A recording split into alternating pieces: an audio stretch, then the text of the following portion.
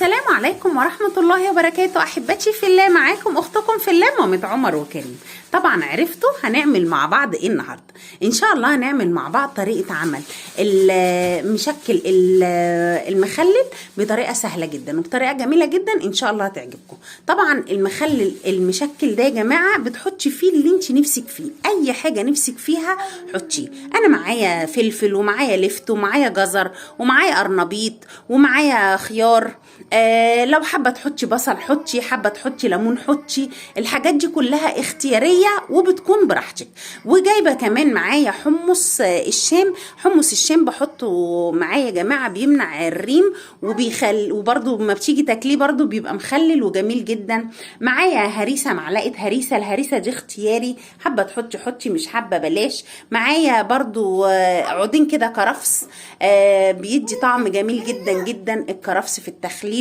ومعايا طبعا خل ومعايا ملح ومعايا ميه طبعا سابقه غليها زي ما بيقولوا كده، غلياها وخليتها هديت كده زي ما حضراتكم شايفين.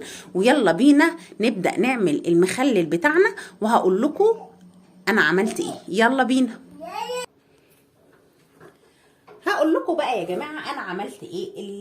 الجزر بتاعي انا قطعته من بالليل وحطيت عليه معلقتين ملح وسبتهم كده مع بعض، علشان زي ما احنا عارفين ان الجزر بيبقى من الحاجات المسكره، فلما بتخلليه على طول كده بتحسي بتسكيره ما بتعجبكيش. لكن لما بتقطعيه وتحطي عليه خل وتحطي قصدي عليه ملح بيمنع التسكيره اللي موجوده فيه وبيبقى طعمه جميل جدا.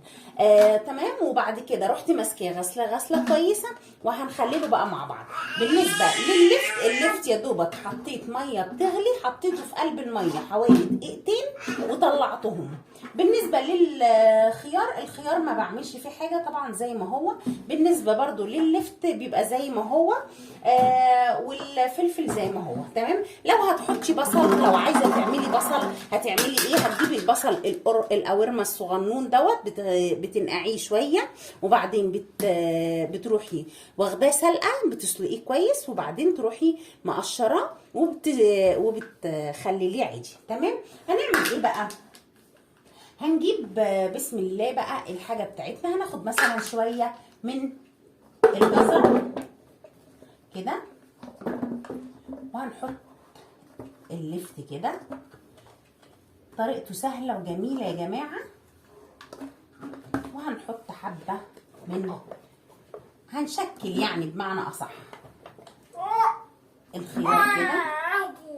وهنحط شويه حمص الشام. نور بتسلم عليكم يا جماعه. وهنحط حبه لفت. اللفت طبعا اليومين دول جميل جدا جدا جدا، انا مخلله ما شاء الله كتير. وهحط شويه من الفلفل وهرجع اعيد تاني جزر. هنملى برطماناتنا زي ما نحب.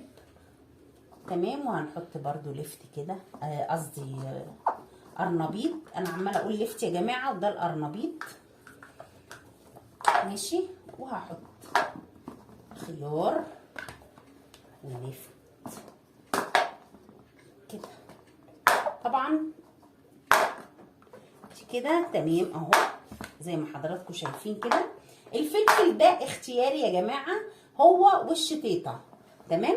الشطيطه حابه تحطي حطي، مش حابه يبقى بلاش. هنجيب بقى الميه بتاعتنا هنعمل فيها ايه. هنحط فيها كده حوالي ربع او نص كوبايه من الخل.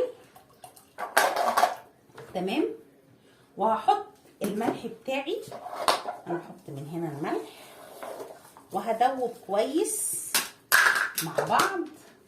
وهحط برضو معلقه الشطيطه. والشطيطه دي زي ما قلت لكم اختياري يا جماعه. الشطيطه اختياري، حابه تحطي حطي، مش حابه بلاش، لان طبعا الشطيطه هتخليه مولع نار. تمام. وهحط برضو الكرفس عشان يبقى دايب ايه كله. الكرفس بيدي ريحه حلوه جدا جدا للمخللات. تمام.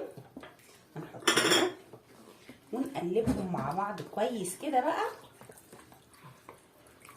الله، الشتيته طبعا دي يا جماعه مفرومه معاها فصين توم.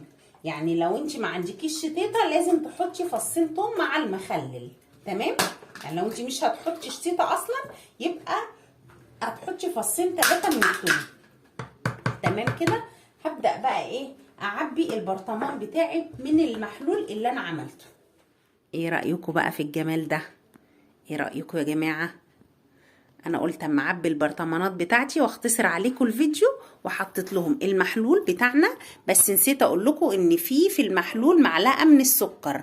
مهمه جدا جدا يا جماعه معلقه السكر. معلقه السكر هي اللي بتخلي المخلل بتاعنا بيقرمش كده وبيحافظ على ايه النشوفيه بتاعته. تمام؟ بتديكي قرمشه كده للمخلل بتاعك. بصوا يا جماعه، بصوا ريحة المطبخ مقلوبة. كل اللي يدخل عليا يقول لي الله يا ماما ايه الريحة الجميلة دي.